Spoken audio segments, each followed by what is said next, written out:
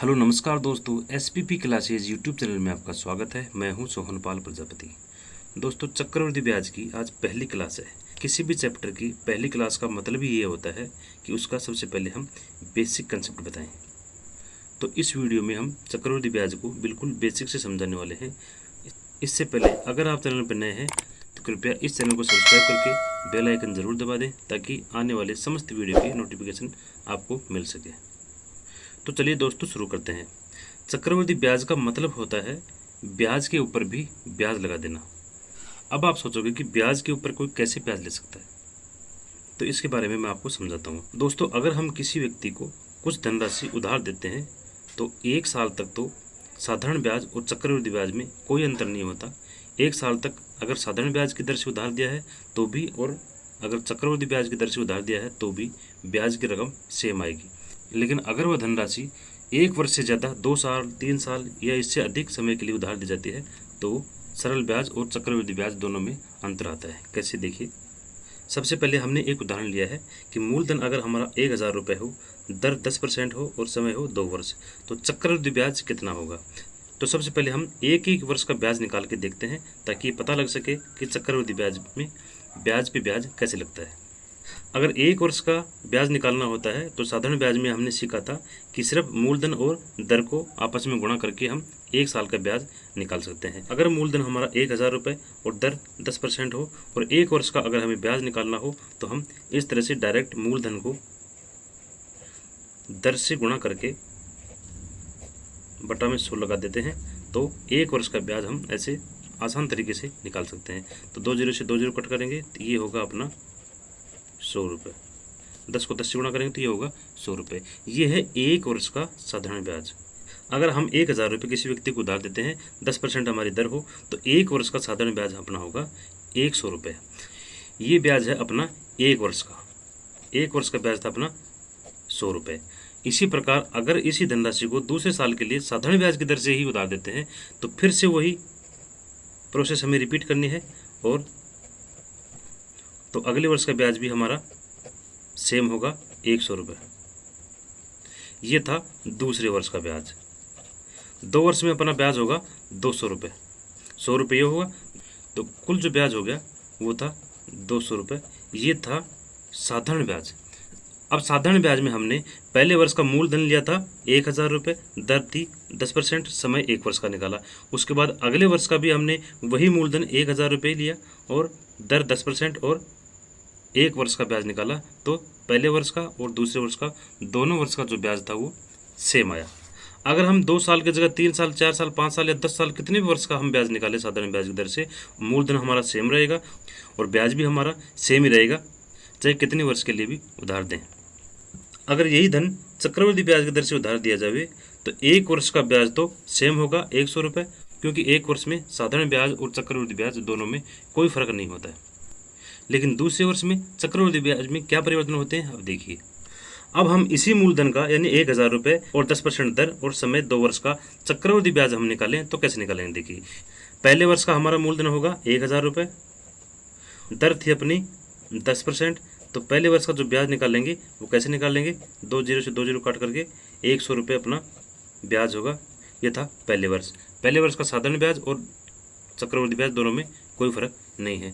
लेकिन दूसरे वर्ष अगर हम ब्याज की गणना करेंगे तो मूलधन अपना 1000 रुपये ना होकर के 1000 रुपये प्लस पहले वर्ष का ब्याज, ये इसमें सम्मिलित हो जाता है। तो ये था अपना 1 वर्ष का ब्याज। तो दूसरे वर्ष का जो ब्याज निकालेंगे अपन, मूलधन 1000 रुपये ना लेकर के 1000 प्लस 100 रुपये ब्याज के शामिल करके हम मूलधन लेंगे 1100 रुपये। दोस्तों, ये जो मूलधन लिखा हुआ है ये मूलधन सिर्फ पहले वर्ष का लिखा हुआ है। चक्रवृद्धि ब्याज में कोई भी मूलधन होता है वो सिर्फ पहले वर्ष का मूलधन होता है। अगले वर्ष का मूलधन हर बार चेंज हो जाता है। तो 1100 रुपये मूलधन मान करके 1100 रुपये गुणा 10%, तो दूसरे वर्ष का जो ब्याज आएगा अपना 2 जीरो से 2 जीरो कट करेंगे तो ये होगा 11 को अगर 10 से गुणा करेंगे तो ये होगा 110 रुपये। ये होगा दूसरे वर्ष का ब्याज। अगर इस राशि को हम साधारण ब्याज की दर से उधार देते तो अपने दूसरे वर्ष का ब्याज आता 100 रुपये। लेकिन अगर चक्रवृद्धि ब्याज की दर से उधार देते हैं तो 100 रुपये ब्याज ना होकर के अपना ब्याज हुआ 110 रुपये। अगर यही धन 2 वर्ष की जगह 3 वर्ष के लिए उधार दिया जाता तो अगले वर्ष का जो मूलधन होता वो होता 1100 रुपये प्लस 110 रुपये, तो ये होगा 1210 रुपये। इस प्रकार हर साल का ब्याज जो होता है वो मूलधन में ऐड होता जाता है और मूलधन बढ़ता जाता है। इसी प्रकार जब मूलधन बढ़ेगा तो ब्याज भी एक्स्ट्रा जुड़ता जाता है। तो इसीलिए चक्रवृद्धि ब्याज में यही कहा जाता है कि चक्रवृद्धि ब्याज में ब्याज के ऊपर ब्याज लगता है। अभी एक और उदाहरण लेके हम चक्रवृद्धि ब्याज को अच्छे से समझते हैं।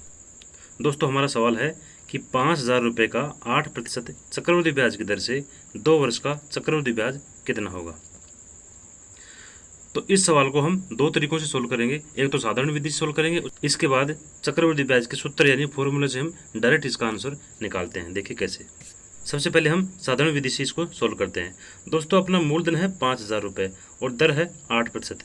तो हम 1 वर्ष का सबसे पहले हम ब्याज निकालेंगे। तो 1 वर्ष का ब्याज का वही तरीका है, मूलधन को दर से गुणा करके सीधा 1 वर्ष का ब्याज हम निकाल सकते हैं। तो अपना मूलधन था 5000 रुपये, ये था अपना मूलधन, इसको दर से गुणा करेंगे। दर है इसमें 8%। 8% का मतलब होता है 8/100। 8/100 से इसको गुणा करेंगे तो 1 वर्ष का हम डायरेक्ट इसका ब्याज निकाल लेंगे। तो अभी 2 जीरो से 2 जीरो कट करके हम 50 को 8 से गुणा करेंगे, 8 पंजे 40 और ये 1 जीरो, 400 रुपये होगा इसका पहले वर्ष का ब्याज। 5000 रुपये अगर 8% की दर से किसी को उधार दिए जाए तो पहले वर्ष का ब्याज होगा वो होगा 400 रुपये। अब दूसरे वर्ष का जो मूलधन होगा, पहले वर्ष का हमने मूलधन लिया था 5000 रुपये, ये जो 5000 रुपये मूलधन दिया हुआ होता है किसी भी चक्रवृद्धि ब्याज के सवाल में, अगर मूलधन दिया हुआ होता है वो मूलधन सिर्फ पहले वर्ष का मूलधन होता है। अगले वर्ष का मूलधन पहले वर्ष का ब्याज जुड़ के बनता है। तो अगले वर्ष का जो मूलधन होगा वो होगा 5000 रुपये प्लस 400 रुपये, तो ये होगा 5400 रुपये। ये है 5400 रुपये है अगले वर्ष का मूलधन। इसको फिर से 8% की दर से गुणा करेंगे तो 8/100 से मल्टीप्लाई करेंगे इसको, तो ये आ जाएगा अपना दूसरे वर्ष का ब्याज।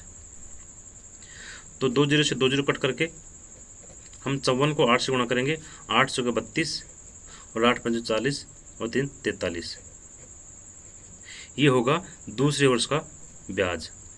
जो साधारण ब्याज निकालने का जो तरीका था उसी तरीके से हमने चक्रवृद्धि ब्याज निकाल लिया है, बशर्ते कि अगले वर्ष का जो मूलधन होगा वो पहले वर्ष का ब्याज ऐड करके फिर हम बनाएंगे। तो इसमें पूछा है कि 2 वर्ष का चक्रवृद्धि ब्याज कितना होगा। तो 2 वर्ष का चक्रवृद्धि ब्याज होगा, दोनों को हम ऐड कर देंगे, 400 400 800 832 रुपये है अपना 2 वर्ष का चक्रवृद्धि ब्याज। ये थी साधारण विधि। साधारण विधि में हम मूलधन को डायरेक्ट दर से मल्टीप्लाई करके 1 वर्ष का ब्याज निकाल लेंगे। दूसरे वर्ष का ब्याज निकालने के लिए भी वही तरीका है, बशर्ते मूलधन को पहले वर्ष के ब्याज में ऐड कर लेंगे। अब है अपनी दूसरी विधि फॉर्मूला से। चक्रवृद्धि ब्याज निकालने का फॉर्मूला क्या है, देखिए। चक्रवृद्धि ब्याज बराबर, चक्रवृद्धि ब्याज का फॉर्मूला है अपना मूलधन गुणा 1 प्लस दर बटे में 100 और समय की इसके ऊपर पावर लगाएंगे माइनस मूलधन। ये है अपना चक्रवृद्धि ब्याज निकालने का फॉर्मूला। इसमें हम डायरेक्ट मान रख के और इसका चक्रवृद्धि ब्याज निकाल लेंगे।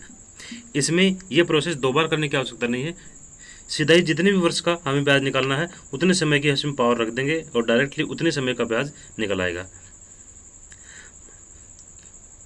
तो मूलधन है अपना 5000 रुपये गुणा 1 प्लस दर है 8%, तो 8/100 और समय अपना है 2 वर्ष माइनस मूलधन फिर से 5000 रुपये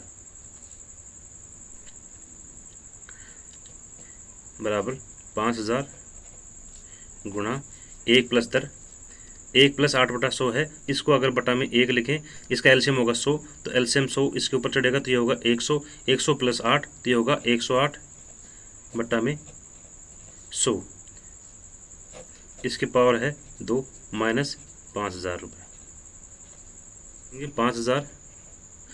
अब इसकी पावर 2 है तो इसको 2 बार लिखेंगे, 108 बटा 100 मल्टीप्लाई 108 बटा 100 माइनस 5000।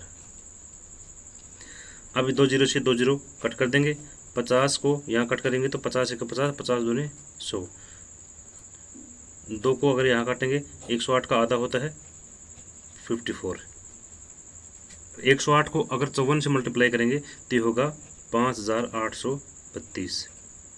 5832 में से माइनस करेंगे 5000, तो अपना 2 वर्ष का चक्रवृद्धि ब्याज निकलेगा 832 रुपये। ये है अपना फाइनल आंसर। तो इस तरीके से चक्रवृद्धि ब्याज के फॉर्मूले से हम चक्रवृद्धि ब्याज को हम आसानी से निकाल सकते हैं। तो आशा करता हूं दोस्तों चक्रवृद्धि ब्याज के बेसिक कंसेप्ट को आप आसानी से समझ गए होंगे। अगर ये वीडियो आपको अच्छी लगी हो तो वीडियो को लाइक करके चैनल को सब्सक्राइब कर दीजिए। Thank you.